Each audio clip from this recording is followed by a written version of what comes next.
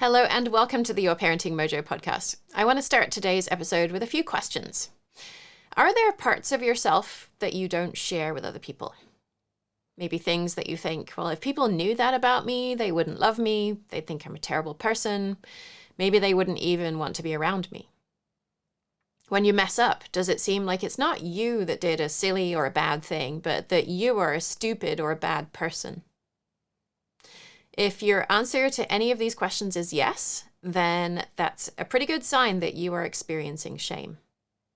Shame can be such an integral part of our life by the time we get to adulthood that we might not even know who we are without the shame that we feel. But what if we didn't have to be that way? What if we could raise children with a fundamental sense of enoughness because they know they are lovable for who they are as a person?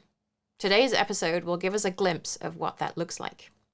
This is a conversation with a parent, Dee. You actually have already met her maybe a few weeks ago if you caught the How to Get on the Same Page as Your Parenting Partner episode.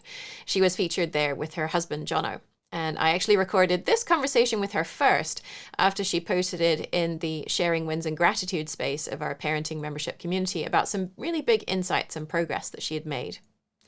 Dee has a great relationship with her mom, and having been in the parenting membership for a while now, Dee sees that her mom was basically using the same tools that we use here on the podcast and in the membership. As a result, Dee knows that she is lovable exactly the way she is, and for that reason, she really doesn't experience shame in the way that many of us do. Sure, she still struggles with things. She attends the healing shame calls that we talk about in the episode. She discusses her frustration. And also sometimes she feels some shame about not being productive enough in a culture where productivity and accumulation of stuff is how success is measured.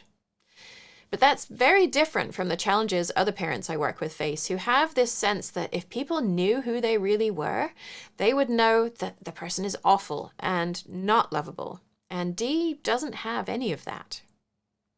The second is that she's put a lot of time and energy into parenting their child, Rue. You might even notice this episode is a bit choppy because Dee's internet signal at home is not good, and so she went to a community center to record the episode, and Rue was occupied with screen time in the same room because he wouldn't have wanted to be apart from Dee for several hours.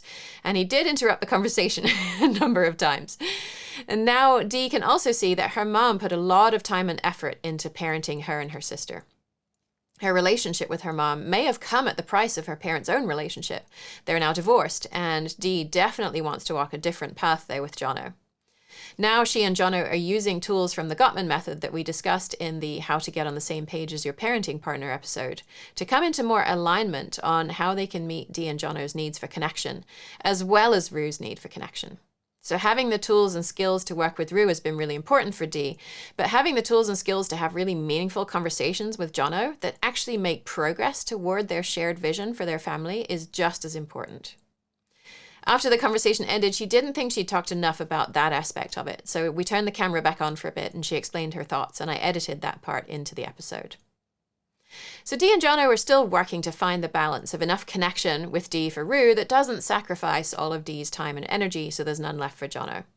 It's a work in progress, but they're actively working on it in a way that's connecting rather than disconnecting because they don't keep having the same fight over and over again. And I hope that if you see you and your partner in Dee and Jono and that your focus on the children has led to a disconnection, that you're able to potentially rebuild that bridge a bit. Or if your children are still young, maybe strengthen the bridge a bit before it gets too decrepit. We didn't know when we recorded the conversation we were going to talk so much about Jono, so Dee did check in with him afterward, and he said he was comfortable with what she shared here. I know this is a sample size of one, and we can't say that all children raised in this way will have good outcomes. But I have yet to meet a parent whose own parent tried to shape them in some way, and who reported that experience was a really positive factor in their lives. In fact, the judgments and the shame that our parents pass on to us often eventually gets transformed into our own voice saying these things. So it's no longer society giving us these messages that we're too big and too loud and too emotional and not organized enough and we'll never succeed if we don't try harder through our parents, but we're telling ourselves these things. So when we don't pass on these social messages to our children, And instead, we accept them, even when we would have been punished for showing up in the world in the way that they do.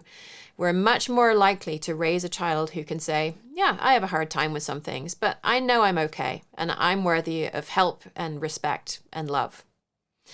I want that for my child and for your children as well. So let's hear from Dee. Hello and welcome to the Your Parenting Mojo podcast. And today we are here with a very special parent, Dee, who has had some life experiences, I would say, that are different than many of the parents who appear on the show. And so we're going to talk a little bit about those and about how they show up in her parenting today. So welcome, Dee. It's so great to have you here. Thank you very much for having me. So maybe you could start out by just telling us a little bit about who you are and how would you describe yourself? Okay, I'm Dee. I am 42. So I'm an older parent. My child is 5, just turned 5. I would describe myself as pretty easygoing and casual. I enjoy reading a lot, and that's been something that I've noticed has been a bit harder to do since I've been a parent. So that's something that I miss. And I particularly like reading outside. So my partner is very outdoorsy and often makes fun of me because we go to all of these exciting places and I would like to just read a book, which I love doing in those places. I went to university in New Zealand, primary school in New Zealand, high school in America, university in New Zealand, and then a master's in Australia. I met my partner in Australia at university. Oh, no, sorry. I met my partner in New Zealand at university. First time around. And then together we moved to Australia, where I did my master's. We worked there for about 15 years and we worked really long hours. And the idea was always that we would retire, which is, the plan then was retire. But now when we retired at, 30 something, we were like, well, that might be a little bit unrealistic. So probably we'll go back to work one day, but we're going to take off as much time as we can muster to just travel. We decided to have a child late. For a long time, we thought that we had too many things that we wanted to do. And so maybe we couldn't see how we would fit a child in there. So then we decided we would have one child. And that we would do that once we had stopped working and were traveling. So we did that and we sailed around Australia. We bought a boat, sailed around Australia for a while, had Rue on the journey in a hospital, but while we still lived on the boat. I'm glad it was in a hospital because he was an emergency cesarean. I'm not sure how that goes on a boat. And then when he was 3 months old, we left Australia and sailed to the Pacific. And we sailed to New Zealand when I was about 1 with the intention of just visiting and keeping sailing. And COVID happened, so we bought some land and put a house on it. And we've stayed here ever since, near my mother, which is wonderful. And my dad visits New Zealand part-time. And so that's great too. All of our family is here. Mm-hmm. Yes, I mean, that sort of seems like a summary. I'm not sure if I've missed integral information. No worries. I'm sure it will come up if we have. So I am super curious to hear more about your relationship with your mom. Yeah. My mom and I have a great relationship. She has always been a fantastic role model. She's a very kind and loving person and extremely supportive of me as a parent. It actually makes me, I always feel a bit sad talking about it because I know there are lots of people who don't have a supportive parent. And so when I was young, both of my parents were great. My dad worked a lot. So we saw, my mum was a stay-at-home mum until I went to school. And then she worked as a kindergarten teacher at the school that I was at, which I loved. We went to Steiner School. And that was great too. I really enjoyed school. I didn't feel that there was any pressure. And in fact, I think there is a bit of the opposite of pressure. And Steiner schools vary, but at mine, maybe the opposite of pressure because my sister didn't learn to read till she was 9. at which point everyone was a little bit like, oh, I wonder if we should be doing more about that.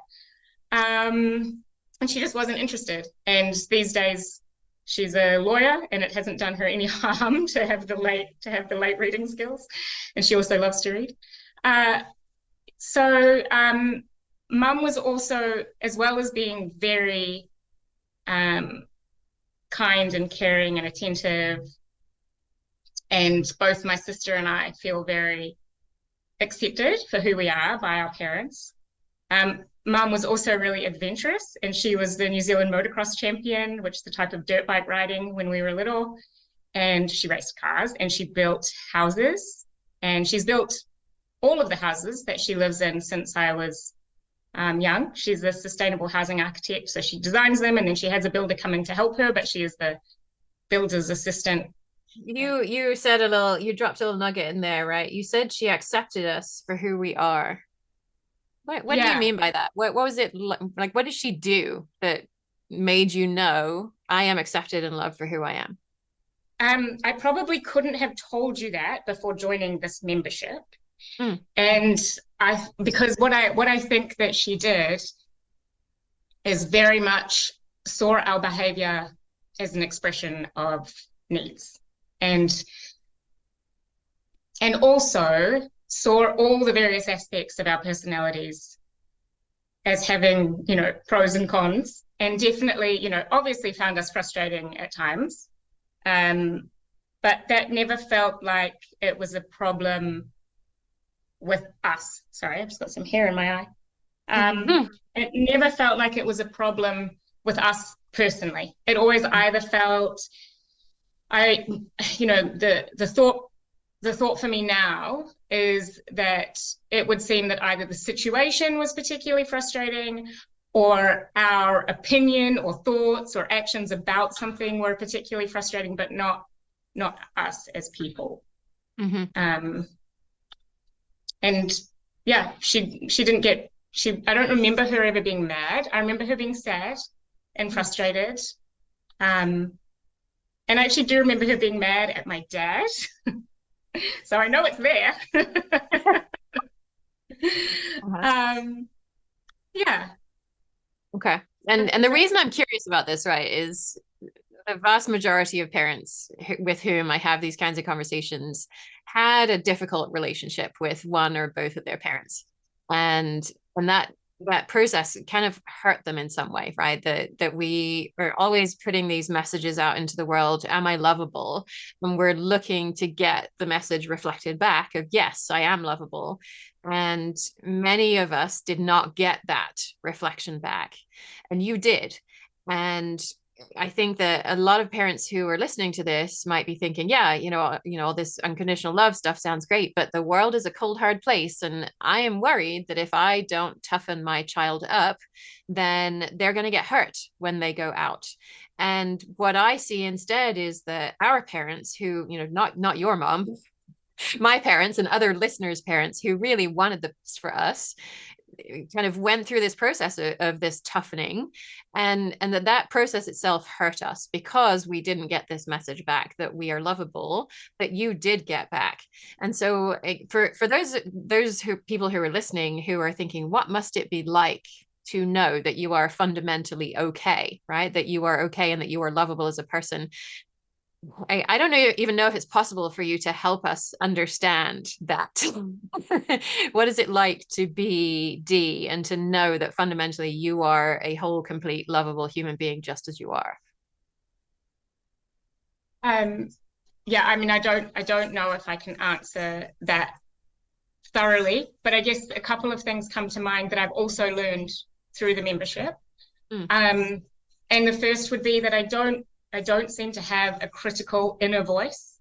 I do stupid stuff all the time. I once drove an extra 2 hours to an appointment quite recently because I thought it was in the city near us, but it turns out it was just in the town next to us. And so, our whole day was a bit thrown out by the fact that all of a sudden it was an hour till the appointment and I was an hour away.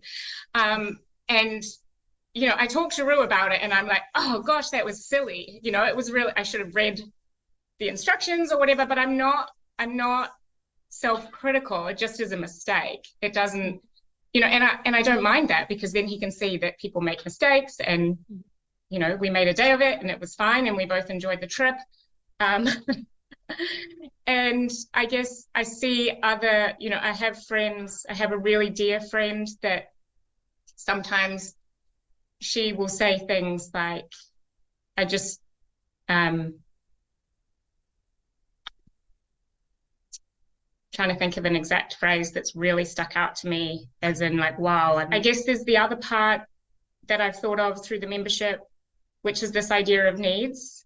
And I've never thought that if I had a need, that I wasn't worthy of getting it met. I'm not sure if that's the right wording, or yeah, I mean, it always seems like if I have a need, I should have, and if it's an interpersonal one, then I should absolutely, I feel fine asking other people. And I also feel fine if they say no. And, that's hard. But then that acceptance does feel like it falls with me to ask someone else, and it doesn't feel like there's anything wrong with me that they would say no, just, that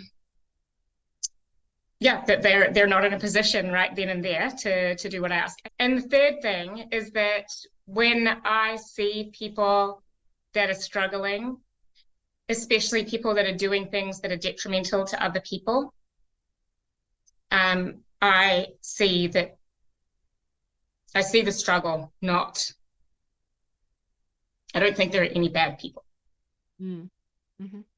Yeah. So that to me ties into the idea of, like the school of hard knock kind of thing. And I don't think we should teach kids that, because to me, that teaches them that those things are inevitable, rather than, I see most of those things as being systemic and things that we should be working to change. Yeah. I'm 100% with you. And it's rare and amazing to meet somebody of our age who has experienced that for themselves and who can kind of live it, right? And who has been accepted for who they truly are, and know that they are lovable, because of their flaws, in spite of their flaws, right? As a whole human being. And so now, right now, I'm curious. Most parents who join the parenting membership join because they look to their relationship with their own parents and they think, well, I know I don't want to do that. And also I don't know what to do, so I need some help with that. You didn't have that thing to point to, right? You didn't have that thing that you're kind of moving away from as fast as possible. So why did you join? What was the thought process there? Well, there is an element of that, although not moving away so much from what I had. But I got the notion in my head early on that simply running on instinct might not be the best way to go. So, and I got that just from reading and the amount of people that said basically you just repeat the cycles. I didn't realize at that time that what I would learn would be so aligned with the way that I was raised. And I didn't necessarily want to just simply repeat what happened, how it was for me, without knowing that was the way I actually wanted to do it. And I also wanted to be aware. I felt that I had the time. I thought that I had the time and the energy to parent Rue really intentionally. And I wanted to make sure the intention was, not just kind of autopilot.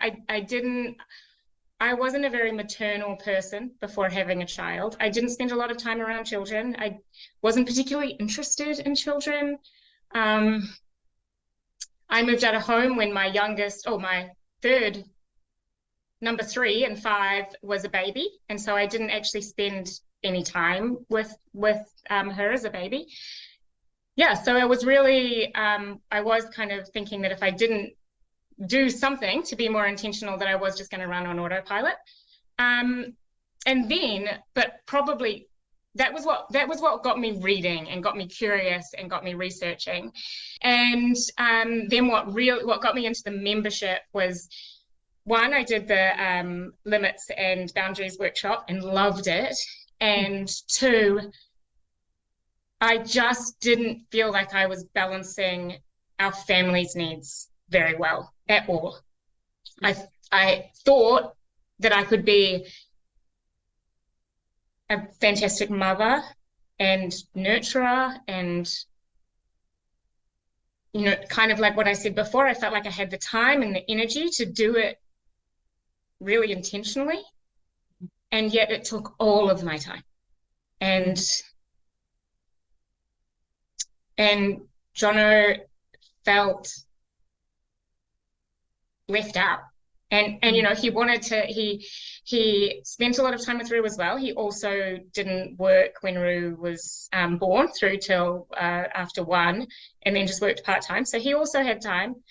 Um, but he didn't need it to be done to the degree I did, and thought that I could let go a little, I think. Um, and still to this day, that's a bit of a thing for us because I don't know how to let go a little without pushing away. Mm-hmm. Yeah. Okay. So let's slow this down. Okay. Because I remember, I mean, it was almost 2 years ago now, right? And you've been on the vast majority of the group coaching calls that we have had in that time. I remember one of those early calls where I think you were in a bedroom and you had gotten a few minutes to yourself to attend this call because somebody else was with you. And you were talking about how you wanted to occasionally call a friend and that you were not able to do that because you couldn't get a break to be able Mm-hmm. to like spend a few minutes on the phone with a friend. What else is there around my 2-year-old recollection of the story that is more like alive for you? So at the time, I what I remember about that situation, we were on holiday visiting my sister, house sitting at her neighbor's, Mm. and what I really wanted was um, for Jono to be able to fill in for me a bit more. I wanted to be able to step away a little bit, but I didn't want there to be a gap. And so I wanted Jono to fill that gap, and it was hard because it was hard for Ruth for the absence of me, and so often he was less than his best at those times, and Jono found that triggering, and so it would kind of for them sort of spiral down, and then Rue would just want me, and it felt tricky. It felt really tricky. Um, a lot has changed. I don't know Mm. if I should. Yeah, maybe we can kind of draw the process of what that change was like, right? What were some of the major shifts that you saw along that path? Um, Firstly, I think a lot of it has had to do with Rue's age, and he has been able to be, but that's sort of like its own packet. But I want to acknowledge that because I don't think it's all me or all Jono. Um,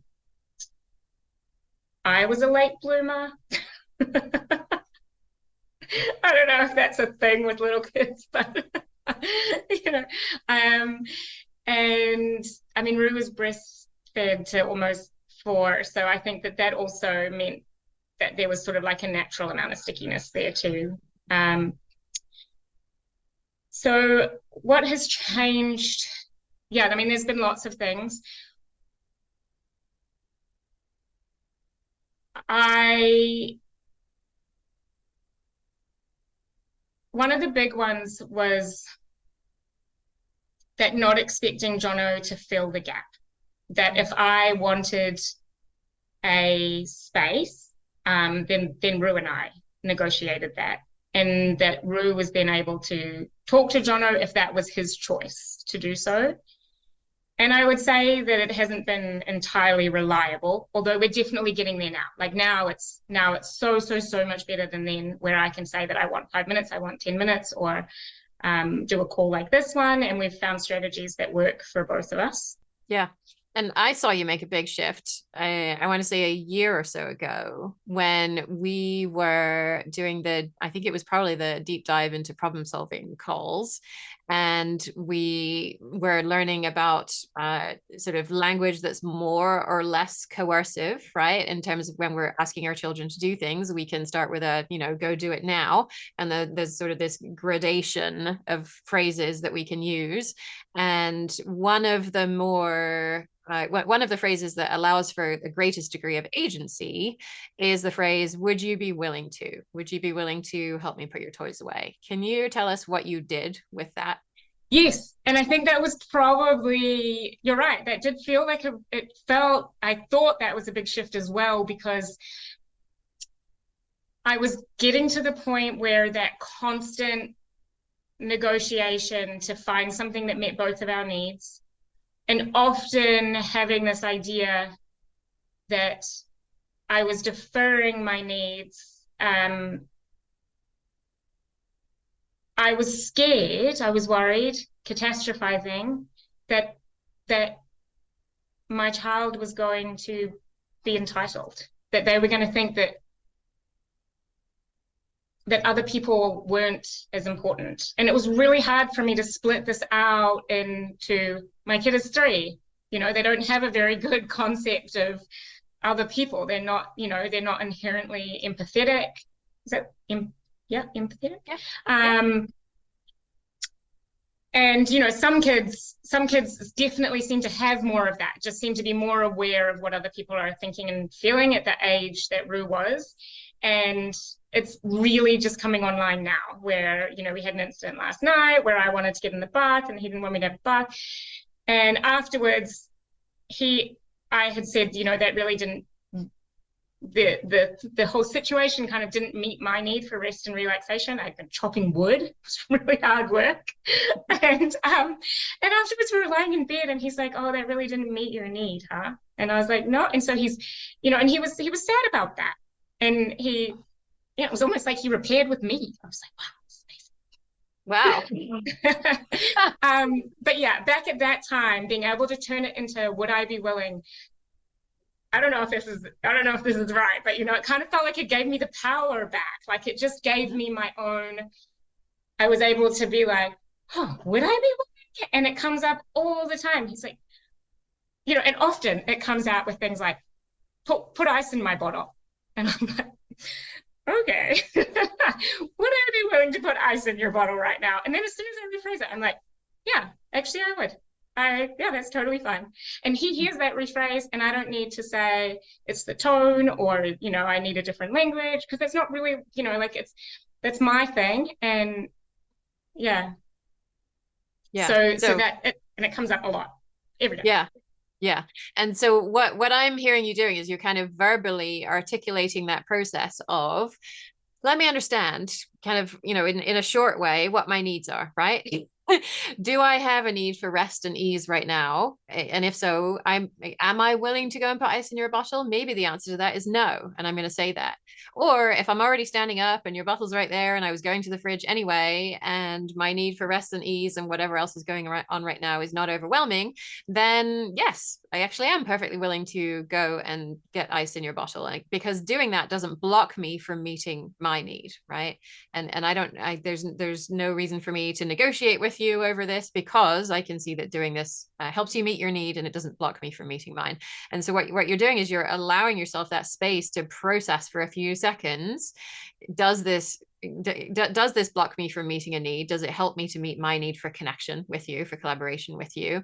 And when you do that, you're then able to put a boundary in place if you find that it would help you, or you can, try a strategy to meet both of your needs. And my hypothesis would be that you probably don't feel super frustrated, angry, resentful very much of the time, right? Because there's the frustration, the anger, resentment are the red flags for the unmet needs. And so you're not getting to that point because you're allowing yourself to process, what are my needs, and does doing this thing help me to meet my need, or at the very least not block me from meeting it? So what is it like to be in that space? I would say that sums it up really well. And there's a couple of extra things that I think it does for me, in that I think one of the sort of one of the things that comes up for me a bit is because of the way that Rue and I have been for the last 5 years, he has quite a high expectation that I will help. And so it also enables me to make the point, I think, that what he is asking is a request, that he has a need and that he would like my help to meet it. And so I'm giving him lots of positive reinforcement. I don't know if that's really the way I want to say it, actually. I'm giving him lots of positive examples of I can ask for help to meet my need and that'll be received and somebody will help me. And also, there are situations, like last night, Rue asked me to go to the bathroom with him. I was already in bed, and he asked me to get up with him to go to the toilet. And I said, would I be willing to get up and go to the toilet with you? And I said, I'm actually in bed, and it's really comfy in here. Do you think that you could possibly go by yourself and then come and climb in for a cuddle? And he said, yes. And I was like, oh, wonderful. And probably I would have, if he'd said, no, I really can't, I would have probably, it was okay. I could get up. I didn't really have to stay in bed, but I did enjoy that now it also works both ways. I'm not sure that we would have got it both ways without a bit more of a tussle, 2 years ago. But now he's also able to consider and think, does it meet my need to go by myself? Am I worried? Or because sometimes he is worried. So yes, it feels good. Yeah. And so if he is feeling worried and he has a need for, like, I don't know, emotional safety, right? Something related to that. Of course, you're willing to help him meet that need, right? You're not just arbitrarily saying, no, my rule is that once I'm in bed, I don't go to the bathroom with you. Right. That it would be nice for you if you didn't get out of bed, but you're willing to do it if he has a big need that he can articulate to you, and he can do that. And if he finds that he doesn't have a big need, it was just more of a, it would be nice to have mama go with me, then, and he's capable of doing it by himself, then, that's a different strategy to meet both of your needs. So so that's really lovely. And I want to shift gears a little bit. I mentioned already that you attend the vast majority of the coaching calls. It's like a reliable indicator that I'm on the right call at the right time is when you're there. And I wonder if you could tell us a bit about your experience, because I know that folks who don't have experience of being on group calls, I mean, when they join the membership, they feel kind of nervous about joining the first call before they're even, joined. When they're thinking about it, they're like, I don't know how much I would get out of this, because it's just like me and a whole bunch of other parents. And if I'm not talking about my struggles, is this going to be useful? So I wonder if you can just share what it's like with us from your perspective to be on one of these calls. I get a lot out of the calls, which is why I try to attend. The main thing I think I get is watching you speak to everybody about the just enormous array of different things. And there is like method and process and tools that for me are quite universal. And so I just get to see how, I mean, I don't want to simplify it too much, but I just get to see all of the, the myriad of different ways that getting back to basics of just trying to understand what's happening for each of the people, the parent and the child equally. Because I know a lot of the times for myself, it's really understanding my need too, like what does my kid need and then what do I need? Really just getting back to that in so many different examples is supremely helpful. And I also get a massive sense of relief from the kind of like the me too, that I'm not the only one struggling, that I'm not the only one that finds it hard to balance themselves and their child and the other people involved in their family. That's fantastic. And very often somebody has a really similar thing to whatever it is I'm dealing with either now or in the past where I'm like, oh yeah, that, you know, that was then, that was then, and look how far we've come, which is also really helpful.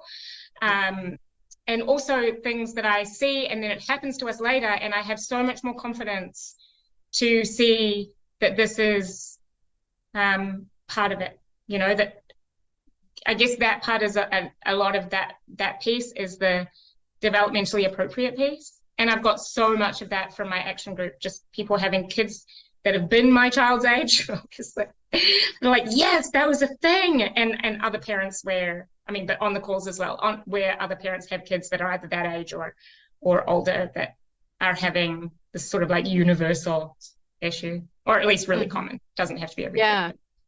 Yeah. So the action groups are a group of up to five parents plus a peer coach. And so you mentioned that it helps you because you can sort of get ideas for what's coming and be a little more prepared for that. What else do you get from being in an action group? Um, my action group is wonderful. Um, I get something out of each and every member because they're all so different. And luckily, there is quite a few of us that have at least our child of a similar age, and then people have them that are older and younger as well. One of our members has 5, which I'm just like mind blowing. And there's another one with 3, so I'm also a little bit mind blown by that. Mm-hmm. Yeah, and so I guess a lot of that does come down to yes, my kid is 4 and doing that too, and how can we kind of brainstorm ways around to understand those behaviors better and to find things that work for us in terms of seeing it through. And then with some of the parents with older children, just that confirmation that will pass. If it's something, quite hard to deal with in the moment, like kids hitting other kids or, being disruptive, or not saying that those behaviors go away entirely, but they seem to be both Claire and I. And the other thing that I really get out of the action group is sort of like a focused attention on something that I'm trying to tackle. And we talk about what it might be for the next week that we'd like to work on, and often it flows on from the week before, and we each set our individual goals for the following week and then discuss those. And that really helps me to kind of, if I have something pressing that's going on, helps me to be intentional. Okay.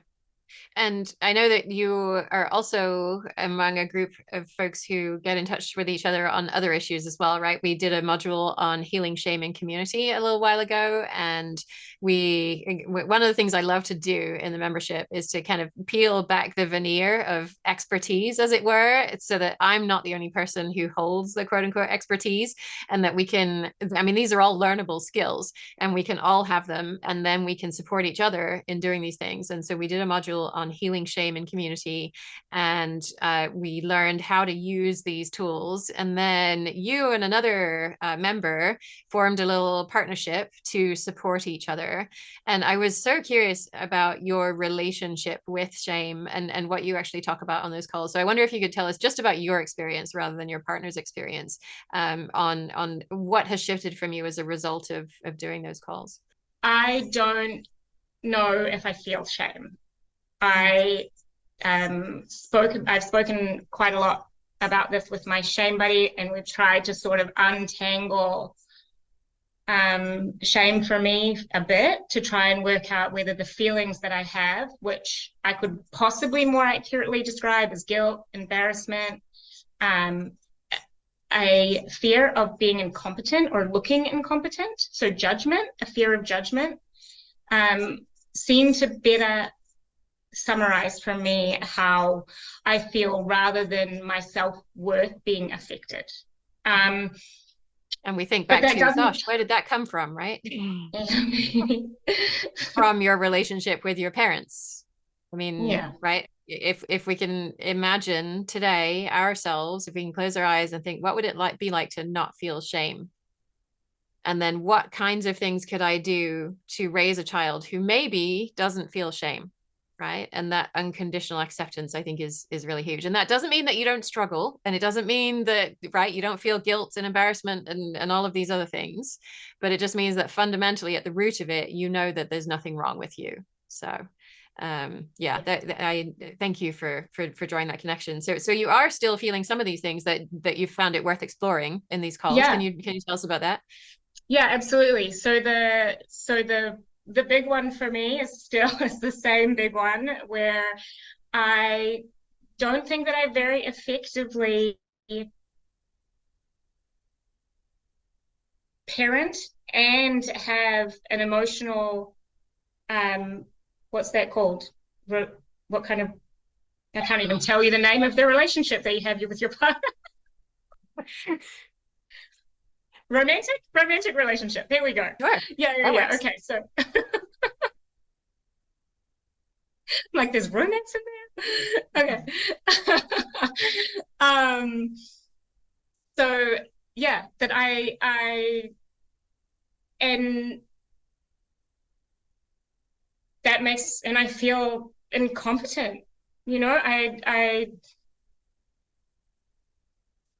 always, probably a good, you know how you've said quite a few times that people are looking for, is it the magic bullet? Or, is that the term that you use? Yeah. Yeah, so it's like that. It's like, I feel that if I just had the right information or could analyze it or think about it in a different way, I would be able to be better at balancing those things, that it wouldn't feel like one person or the other had to not feel seen. And so I get a huge amount out of being able to explore that from every angle and come up with lots of different ways that I can be better. I don't know if that's the right thing to say either, that I can be better at those things, at having both them, the two most important people in my life feel that they are seen by me. Can you give us a specific example of something that you hadn't realized was a thing before you discovered it through these calls, or you found a different way of looking at it? One of the things that came up recently when I was speaking on the shame call was that I was feeling some resentment for doing a lot of the housework. And at the same time, I was really struggling to understand why I was feeling resentful, because it really felt like a choice. It really seemed like a choice. My partner is incredibly practical, and he's an engineer. He builds anything, and so his skills seem so well utilized in other areas. And he cooks, he cleans, he does do those things. It's just that often he'll be busy doing something that both of us see as more important and that I can't do without his help. And so I was feeling this resentment, and then Jono asked me a question when we were doing a Gottman practice together of 5 appreciations, and then a Marshall Rosenberg question of what can I do this week to make your life more wonderful. And he asked me what motivated me out of bed. And I was offended, and then felt really defensive, and then wondered, and because of the shame calls and the shame module, and the Gottman module, I really recognize this as maybe there's something I need to own here. Where is this coming from? And I spoke with my buddy about it a lot and realized that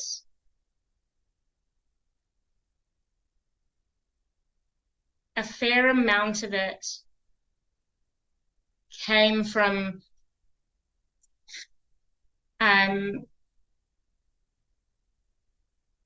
choosing to do the housework because it was something that I can easily do with Rue.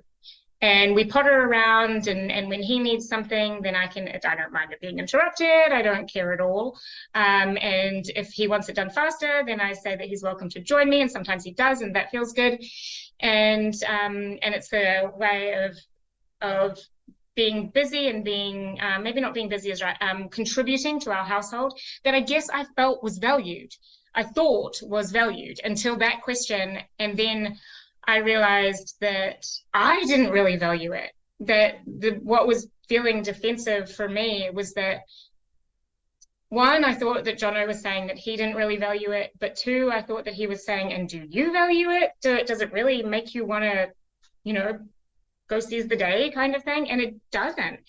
And so we had a active listening call, which I attended, and Ciji and Denise and another member, Jane, helped me work through that bit to kind of get to the nitty gritty. I mean, for that call, we were practicing active listening, and so it wasn't really to try and work out the problem. It was just, me articulating it over and over and over again, kind of got me to there. And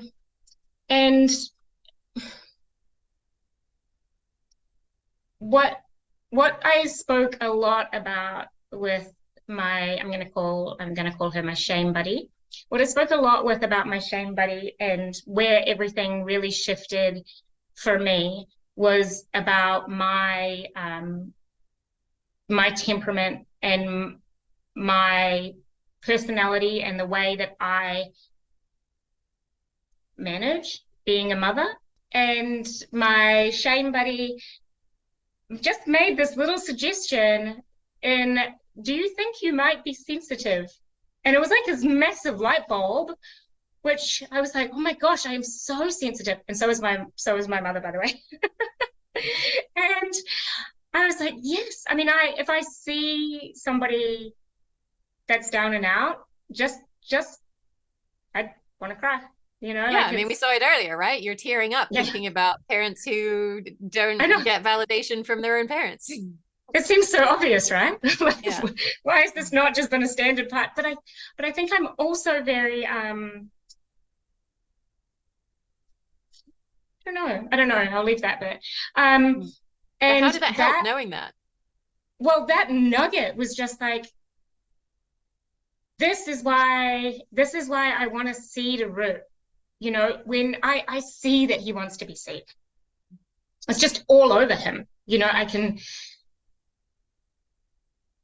can't really turn away. So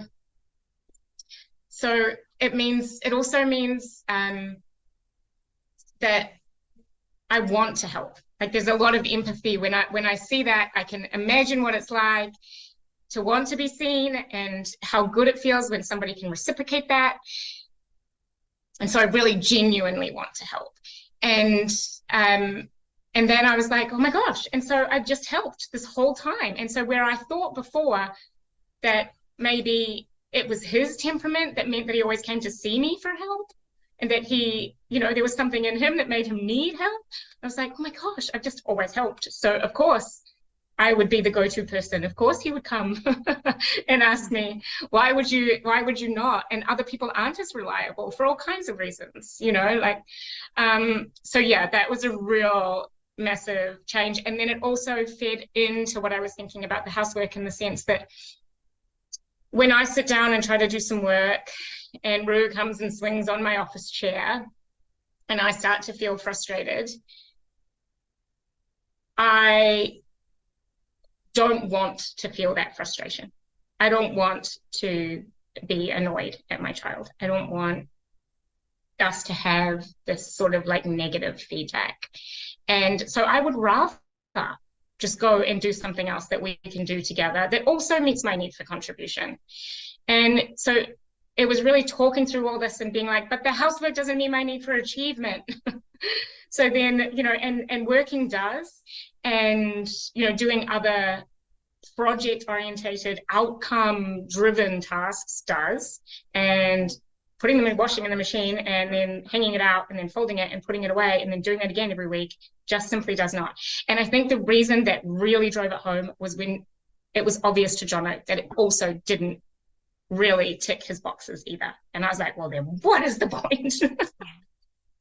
Why would I do it? And another part that kind of tied in from the Gottman tools was that when Jono and I did the coaching call with you to discuss our dreams within conflict, and we came out the other end of that saying that it wasn't that I needed to have necessarily more time separate, but that Jono and I needed to prioritize our connection time more. And so I've done even less work over the last couple of weeks, months, because I was really carving out time for us. And so all of those things really kind of compounded to get me to this point. And all the calls, like if I hadn't had people to talk to and really like try and work through it and figure out why is this suddenly such a thing for me, I think I would still just maybe think that everyone else wasn't doing enough. All right. So I want to ask you a couple more things about or make a couple of observations actually about the Gottman coaching call that we did. But firstly, I'm super curious. Are you wearing last week's clothes? Did you run out of clothes yet? Like, how is the laundry getting done?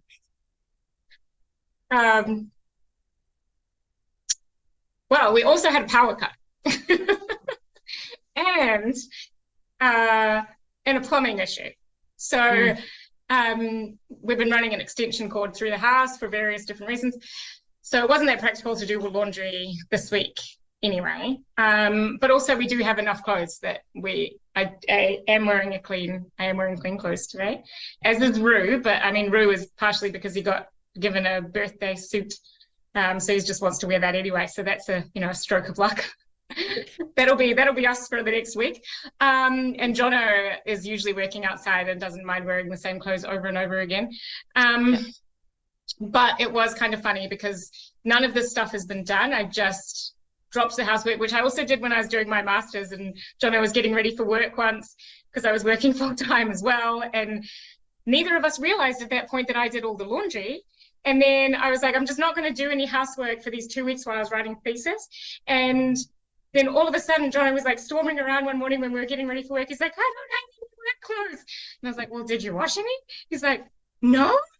And that was an amazing thing to happen to us, 5 years into our relationship. It was just like the best, because he was like, oh my gosh, we have to do laundry like every week. Or there won't be any. So that's been something that we often look back on. So this time, we were having the Sparky come over this morning, and the house is just like totally topsy-turvy, and there's stuff everywhere. And I just kind of got to say, well, this is sort of what happens, because he was saying, don't do it unless it brings you joy. And I was saying maybe we could do like a roster or something so that everything gets done, because that's how we do meals. And he was like, oh, it sounds too, is draconian, it sounds too like structured. Yeah. And then this morning when the Sparky was going to come and is going to be trying to get in and they're going to have to climb over, our various messes, he was going to clean the house up, and it was just kind of good, because we could both see that without it being done all the time, it really does get out of hand quite quickly. And maybe we will, put in a schedule where it's one person's job to do each thing each day, and or however. But yeah, it's been great for Jono and I too, just to be able to have these conversations. Something my shame buddy and I have discussed quite a lot is the idea that talking to someone else takes out the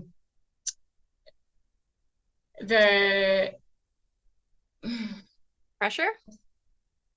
Yes, but the other person, like if I was to talk through all of this with Jono, he would also be feeling defensive about all the things that have something to do with him, before I'd really got it straight in my head what I wanted to own versus what I would like from him.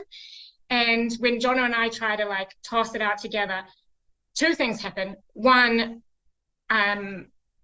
it can be overwhelming, I think, for Jono to hear my entire thought process, like just like unloaded on him.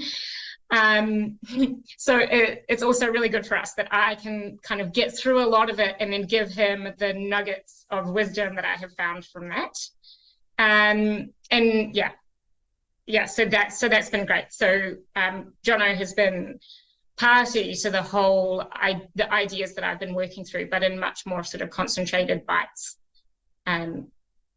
Which is good. So the mess this Yeah. morning was good. Okay. And Rue and I were Okay. going out, so that wasn't an option. Nice. And so one theme that I'm picking up throughout this, right, is that Jono sees your needs in some ways more clearly than you see them yourself, and he's a really fierce advocate for you meeting your needs. And I think that that really came through in the Gottman coaching call that we did. And you and Jono were kind enough to allow me to use that as a demo video. So folks who are coming into the membership and who are going to be doing this module are going to be able to see how Dee and Jono work through a conversation they'd had over and over and over again about whether or not Rue should go to kindergarten. And the impression I got when we started was, well, I know his position. He knows my position. Where are we going to go with this? And what it seemed as though happened as a result of that, of going through that process, was, oh, his position is actually different than what I realized. And can you tell us just a little bit about how that played out for you? Yeah. Sometimes I think that Jono and other people think I need more than I do. And usually I think they're right, but maybe it's not as pressing as it would appear. I also have this habit of making everything look hard. You should see me chop wood. um, so so I mean, I think he definitely does see my needs, and in a way helps me see that even if they're not as pressing, they're still worthwhile, getting in there. And I really appreciate that that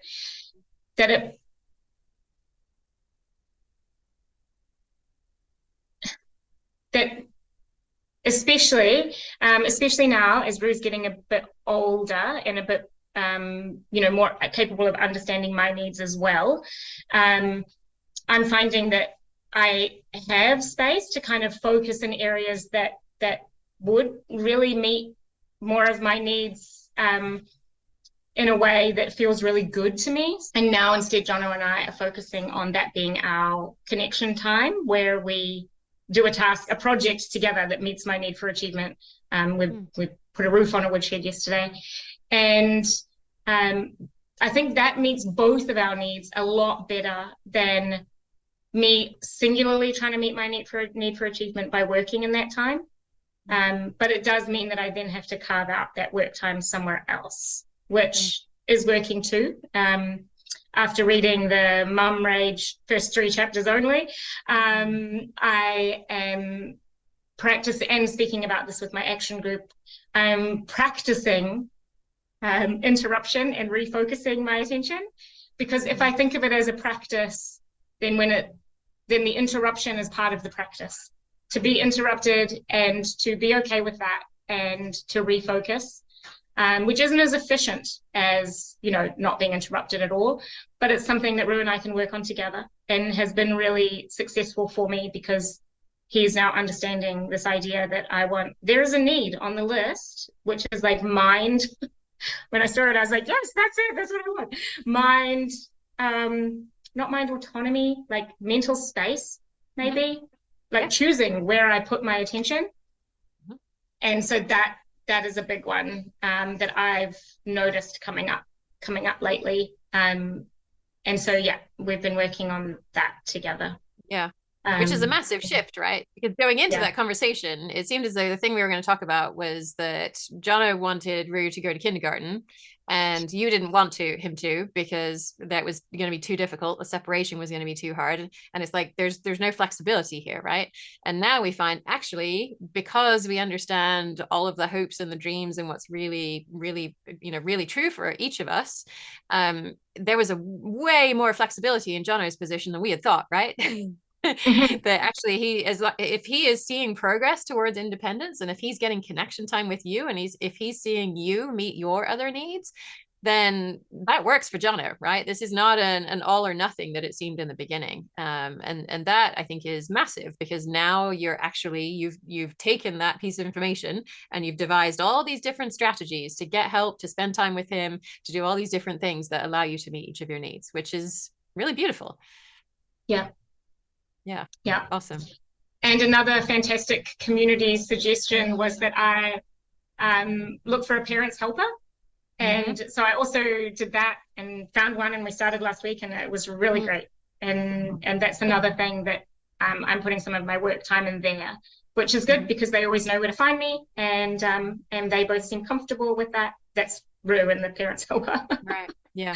Yeah. So that's another way that we're working on that time. And I do want to, in many ways, emulate the way that I was parented.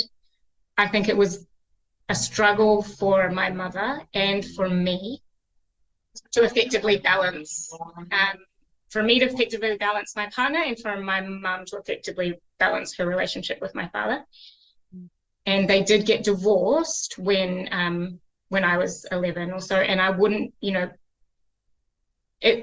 talking to my mother and my father, but primarily my mother about it, she really did feel like she put a lot into us, and that some of that was maybe a struggle for her in the long term, and that it didn't necessarily bring her and my dad closer together.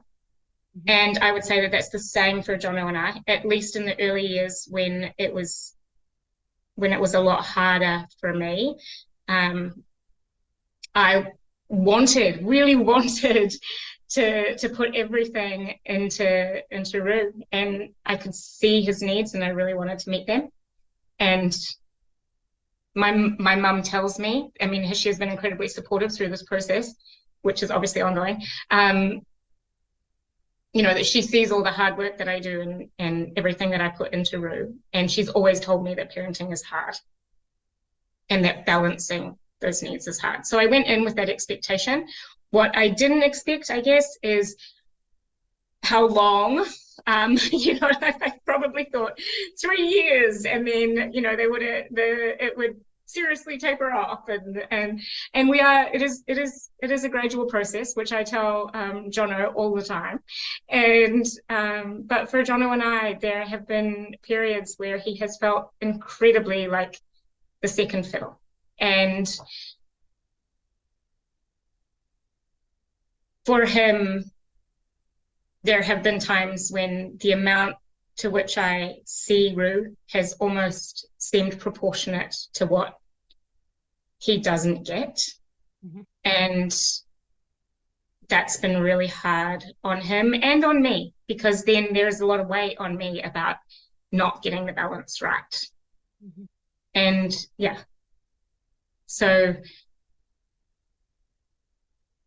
I guess maybe out of that, I guess it really is very, very important to make sure that as a mother, all of your needs are being met. And for me, part of those needs that I have neglected to some degree without even really realizing it, or being like underlyingly aware but not quite sure how to fix, is that interpersonal need of my romantic relationship. And being able to, which we can do now, now when Rue has just turned 5, I'm able to say to Rue that, Papa and I want some connection time, and we're able to carve that out, when Rue's busy doing other things, but that's sort of come with age, where I think to avoid that scarring on Jono and I's relationship, that to say should isn't necessarily right. I don't know if I would do it any differently again, but that seems to be the trade-off, where I feel like I've done things the way I wanted to do for my child, and my relationship has been second burner for 4 years, I guess. And what I should really add to that is 4 years probably, and then working through being part of this membership and really getting in touch with what I need, and being able to ask requests of other people, and me passing on that information to Jono. And because a big piece of that puzzle, which I think is also tied into the sort of like systematic issues, is that it has been incredibly hard for him to say. like to say I feel second, I have a need for connection that's not met. For him to say these things has taken a lot of secondary absorption from the membership, I think, and also active participation in the membership and seeing other people, practicing those things and us talking about it a lot. And with him having been able to say to me that that's what he was missing, even though underneath I always knew, him getting cranky at me because I wasn't living up to those expectations didn't bring me towards him. It just had me feeling stuck. Like I can't do both right.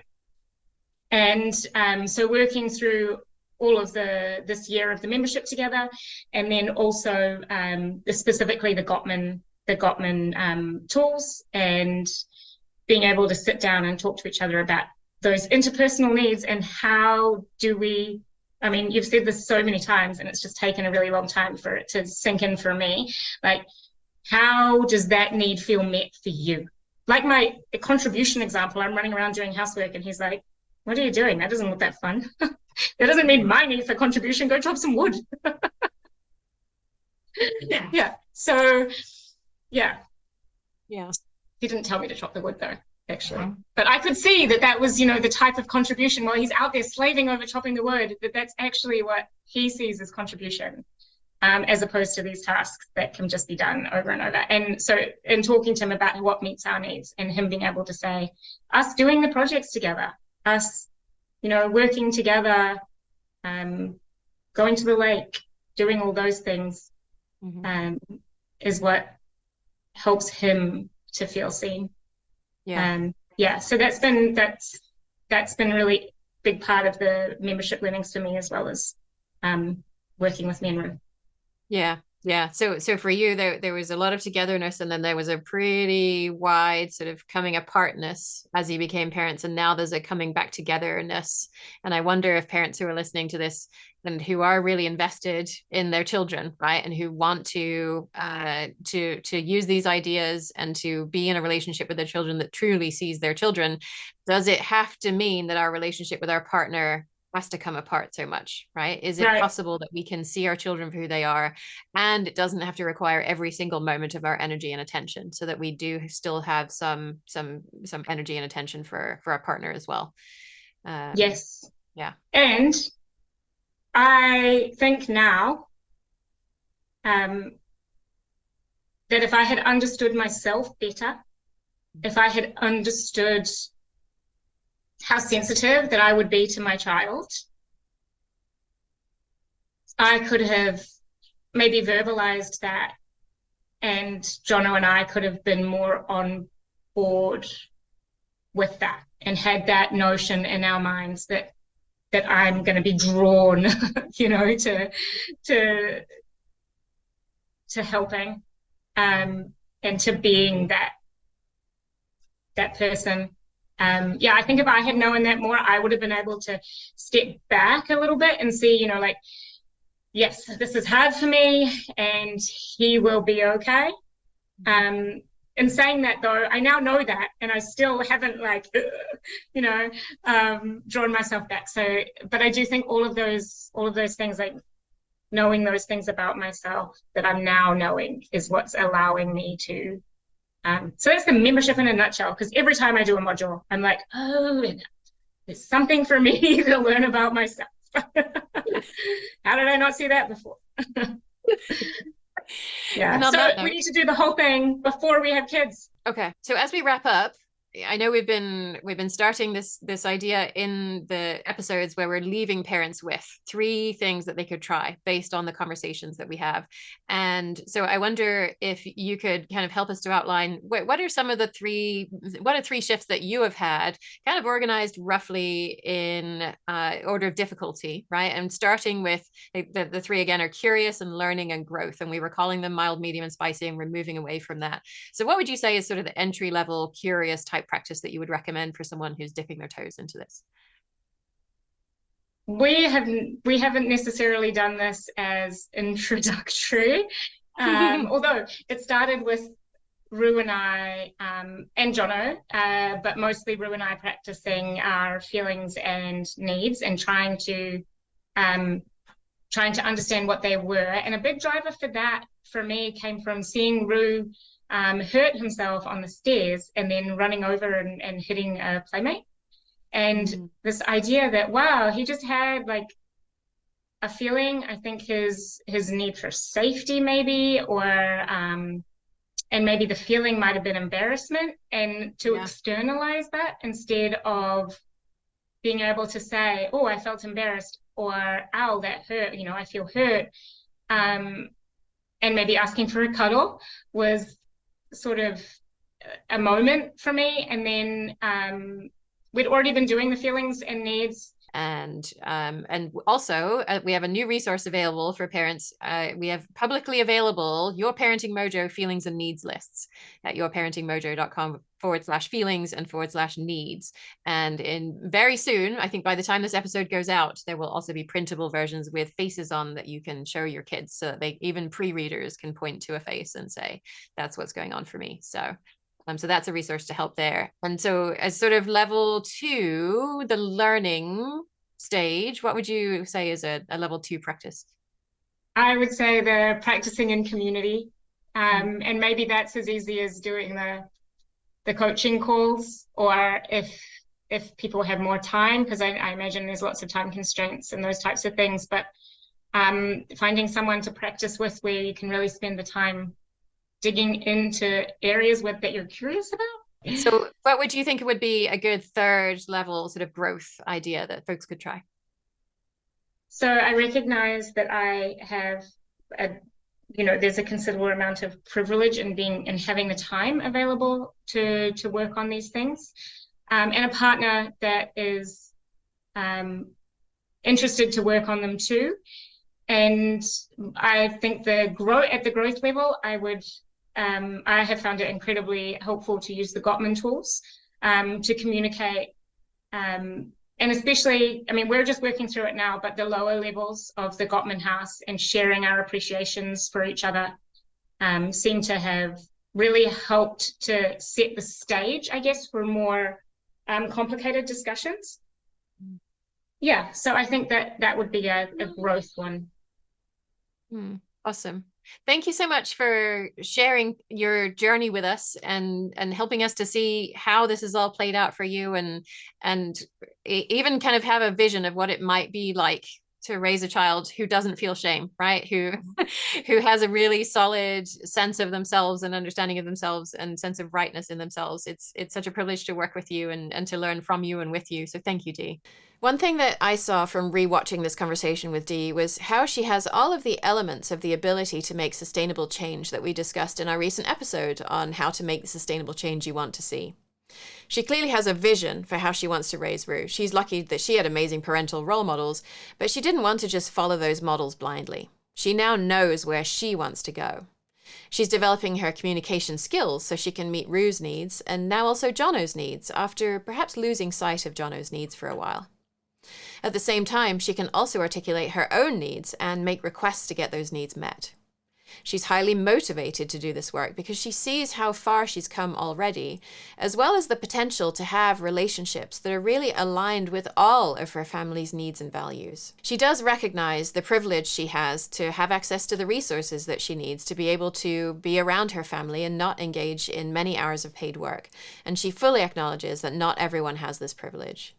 She also has the resources within our community to work on all aspects of her life and relationships that are important to her.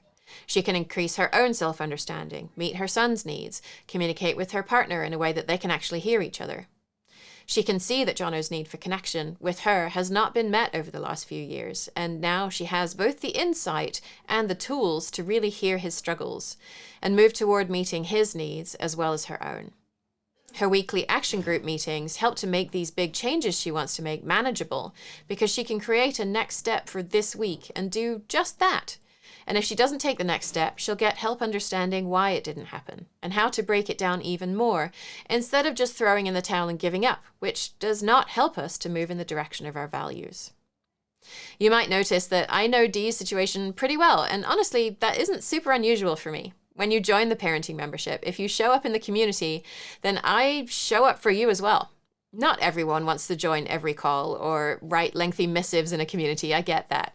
We do have people who watch the call recordings and who never post anything in the community. They interact with the membership primarily through modules and through being in an action group. And if they get what they need in that way, that's totally fine with me.